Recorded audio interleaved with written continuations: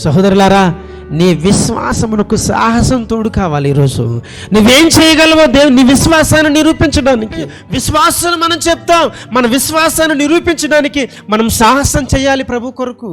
నీ పరిస్థితుల్లో నువ్వు నిలబడాలి దేవుని కొరకు. ఎందుకంటే నీలో విశ్వాసం ఉన్నది. అయితే దేవుడు అడుగుతున్నాడు, నువ్వు అబ్రహాము వలె సాహసం చేయగలవా? సాహసం చేయగలిగితే దేవుడు అలా నీ కొరకు అన్ని ఏర్పాటు చేసేస్తాడు. ఎత్తగల దేవుడు అంటున్నాడు, అబ్రహాము ఆగు, ఆగు, నువ్వు గెలిచావు. ఇదిగో గొర్రె పిల్లను తీసుకునిరా. ఎక్కడ గెలిచాడు ఆయన? విశ్వాసమునకు సాహసం తోడైనప్పుడు గెలిచాడు ఆయన. హల్లెలూయా. ఈరోజు మనం కూడా గెలవాలి, మనం కూడా నిలబడాలి. మనలో విశ్వాసం ఉన్నది. ఆ విశ్వాసమునకు సాహసం ఎక్కడ? ఆ విశ్వాసమునకు సాహసం తోడు చేసింది ఎప్పుడు?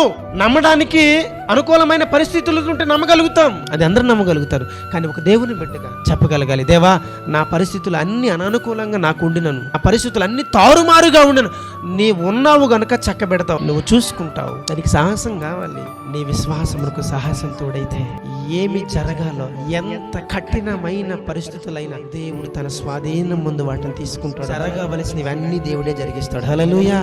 ఒకవేళ మనలో ఉన్నటువంటి విశ్వాసాన్ని నెగ్లెక్ట్ చేస్తున్నామేమో, ఆ విశ్వాసమునకు మనము సాహసం తోడు చేయక ఒకవేళ మనము అలక్ష్యం చేస్తున్నామేమో మన విశ్వాసమే. అయితే నీలో విశ్వాసం ఉన్నదని చెప్పుట మాత్రం కాదు, కానీ దేవుని సన్నిధిలో నీవు నేను సాహసము చేయవలసినటువంటి వారిగా మనం ఉన్నాము. హల్లెలూయా. మనము చేయాల్సింది సాహసం.